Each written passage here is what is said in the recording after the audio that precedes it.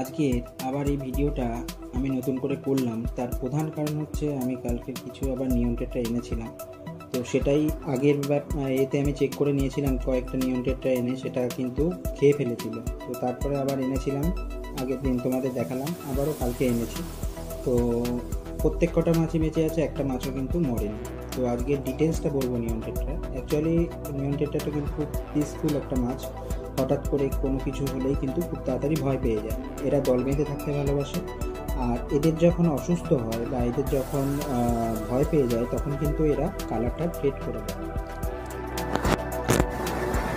Female মাছগুলো কিন্তু মেলের থেকে ছোট সাইজের হয়। আদি বাসস্থান হচ্ছে দক্ষিণ আমেরিকার জঙ্গলে যে জল রয়েছে সেখানে, ব্রাজিল আর আছে কলম্বিয়া আছে, পেরু আছে, আমাজনেও বেশি পরিমাণে পাওয়া যায় এদের। এরা এই সমস্ত জায়গায় যদি থাকে তাহলে 8 বছরের কাছাকাছি বেঁচে থাকে। কিন্তু অ্যাকুরিয়ামের কন্ডিশনে যদি তোমরা রাখো, খুব ভালোভাবে যদি রাখতে পারো, 5 থেকে 6 বছর কিন্তু বাঁচাতে পারবে। কিন্তু জলের প্যারামিটার কিন্তু খুব মারাত্মক একটা ব্যাপার।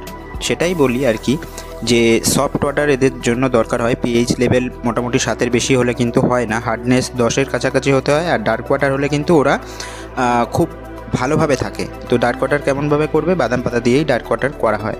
এরা অমনিভোরাস, প্ল্যান্ট খায়, ফ্লেশও খায়, সবই খায়, ডাপনিয়া খায়, এছাড়া বাঁধাকপি, লেটুস এগুলোও কিন্তু তোমরা দিতে পারো। কালকের আরও 15টা নিয়ে আসার পর আমার এখানে টোটাল 40টা নিয়ন টেট্রা হয়েছে।